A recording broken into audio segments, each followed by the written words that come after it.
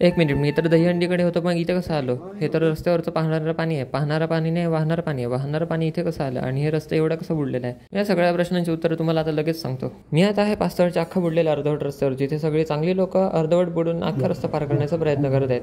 यामध्ये मी सुद्धा आहे. पण मी पास्तळच्या रस्त्यावर करतोय काय? बाय द वे, मी चाललोय टप्पू आणि गोलीला भेटायला, जे दहीहंडीच्या निमित्ताने दहीहंडी साजरा करण्यासाठी डहाणूला येत आहेत. हो, गोपाळकालाच्या निमित्ताने दहीहंडी साजरा करण्यासाठी डहाणूला येत आहेत. अशी माहिती मला माझ्या क्लासमेटकडून मिळाली. दहीहंडीसाठी काही स्पेशल आहे का? म्हणजे कोण सेलिब्रिटी येणार आहे का? असेल तर मला सांग.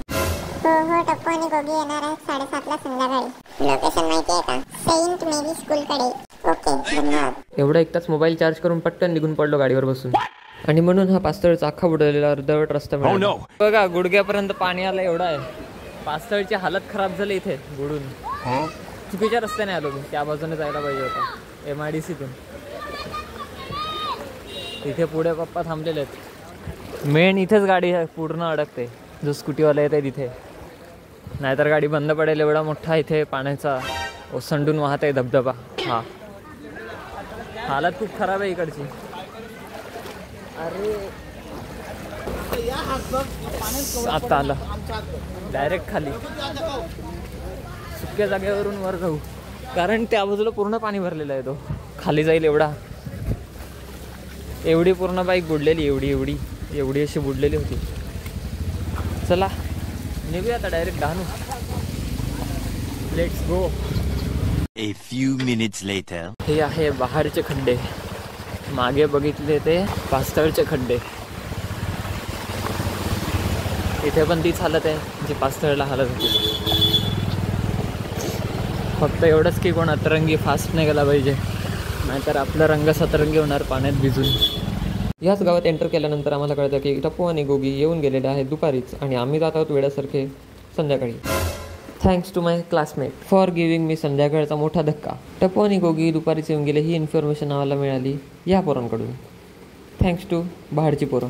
मग काय, लगेचच गाडी फिरवली आणि रात्रीच्या अंधारात प्रवास करून चाललोय पुन्हा बोईसरला. म्हणजे 1.5 तासाचा प्रवास गेला खड्ड्यात. आमचा प्लॅन होता डहाणूला दहीहंडी बघायचा आणि टापूसेनेला भेटायचा, पण प्लॅन त्यांचा चेंज झाला. म्हणजे मला माहिती मिळालेली 7:30 ला संध्याकाळी तिथे असतील ते, पण पोचले दुपारच्या वेळेस, म्हणून काय कोण भेटलं नाही. तर आता जात आहोत बोईसरला दहीहंडी बघण्यासाठी. सो भेटूया तिकडेच. आता प्रवास खूप झाला आहे, कारण पूर्ण अंधारात प्रवास करतोय. तिकडनं काय मिळालं नाही मिळालं. शूट ऑलमोस्ट डहाणूला आहे 25,000 प्राईज आहे, फर्स्ट प्राईज असं मी बघितलं ते. आणि बोईसरला 1,13,000 काहीतरी आहे. सो त्यानुसार आपण आता डायरेक्ट जाऊया बोईसरला डायरेक्ट. फायनली 3 तास फुकट प्रवास करून आणि फुकट टाईमपास करून आम्ही पोचलोय बोईसरला. गोपाळप्रेमी, सर्वप्रथम मी नीलम संख्या आणि मुकेश संख्या यांना मी मनापासून धन्यवाद देईन.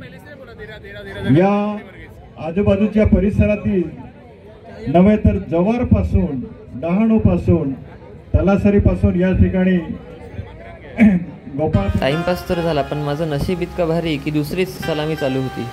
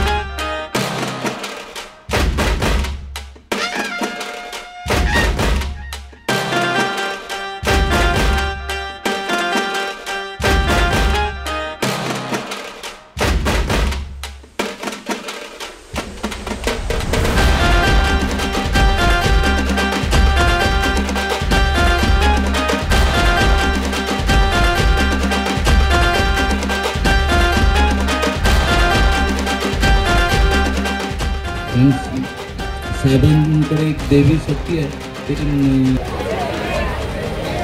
बघा म्हणजे नितीन अमीर गव्हाणे त्यांच्यानंतर आता आमचे कारू भाऊ आले होते, सर्व संयुक्त मेंबर आले होते. निश्चितच सर्वांचं मनापासून आभार मानतो. असंच प्रेम या आमच्या उत्सवावर तुम्ही करा. येणाऱ्या काळामध्ये निलम भाऊने सांगितलं की बक्षीस अजून वाढवले जातील आणि यावर्षी गोविंदा पथक खूप वाढले. पालघरचे 5 गोविंदा पथक, विराटचं 1 गोविंदा पथक, आपली तो महाराष्ट्र माझा त्याच्या बोईसरचा दहीहंडी उत्सवाचा नाद तुम्हाला बघायला मिळतो. मला देखील असं पाठीमध्ये बॅटरी बसायचं, अनेक लोकांनी मला पुढे आणलं, तुमच्यासारखे लोक भेटले आणि मग करतात.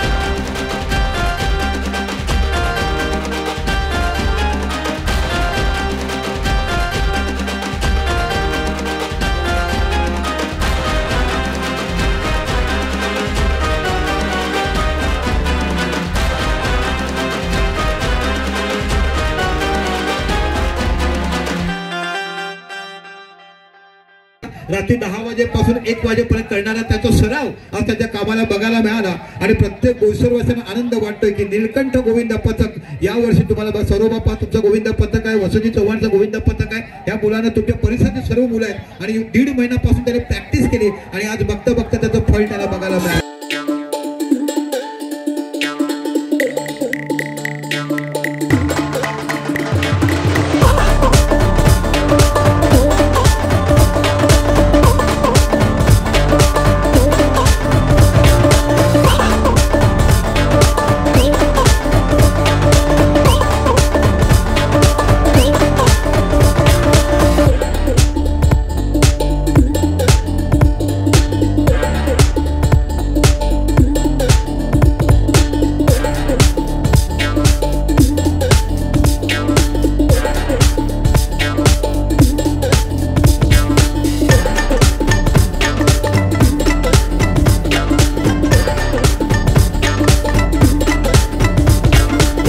तुम्ही अशा प्रकारे बोईसरची दहीहंडी फोडताना सलामी बऱ्याच जणांनी दिली पण दहीहंडी यांनी फोडली.